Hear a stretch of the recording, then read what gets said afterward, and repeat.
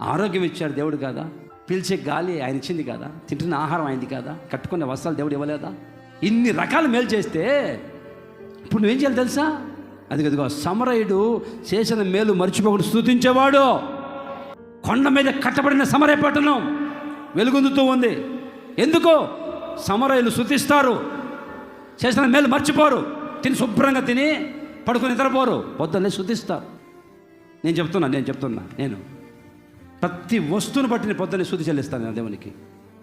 Watch ఇచ్చావయ్యా స్తోత్రం, బట్టలు ఇచ్చావయ్యా స్తోత్రం, ఎదుగు కూలర్ ఇచ్చావయ్యా స్తోత్రం, ఫ్యాన్ ఇచ్చావయ్యా స్తోత్రం, కీబోర్డ్ ఇచ్చావయ్యా, మైక్ ఇచ్చావయ్యా, చెప్పులు ఇచ్చావయ్యా. ప్రతిదీ పిన్ టు పిన్ అన్ని ప్రభువుకు స్పష్టంగా చెప్తాను. ఇల్లు చక్కగా కట్టించావు ప్రభువా. ఒకప్పుడు 3 సంవత్సరాల నుంచి ఆ కుక్కిపోయిన ఇంట్లో ఇబ్బంది పడ్డావు, చక్కటి ఇల్లు ఇచ్చావయ్యా నీకు స్తోత్రం. చేతులు పైకి దించకుండా స్తోత్రం చెప్తాను మనసారా. దేవుడు కోరుకుంది అదేనండి. మరి నీకు ఇన్ని ఇచ్చాడే దేవుడు. ఈరోజు ఆరోగ్యంగా ఉన్నానయ్యా. ఎంతోమంది ఆరోగ్యం పాడైపోయి హాస్పిటల్లో మగ్గిపోతున్నారయ్యా. నాకు ఆరోగ్యం ఇచ్చావు, నా పని నేను చేసుకుంటున్నాను, చక్కగా పనికి వెళ్తున్నానయ్యా, ఆరోగ్యం ఇచ్చావు, కుటుంబాన్ని పోషించుకుంటున్నాను.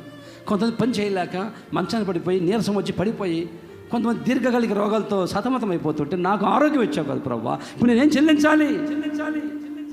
I always thankful to my God. ఎల్లప్పుడూ నేను దేవునికి కృతజ్ఞత కలిగి జీవిస్తాను, స్తుతిస్తాను. ఎల్లప్పుడూ నా దేవుని స్తుతిస్తూ ఉంటాను.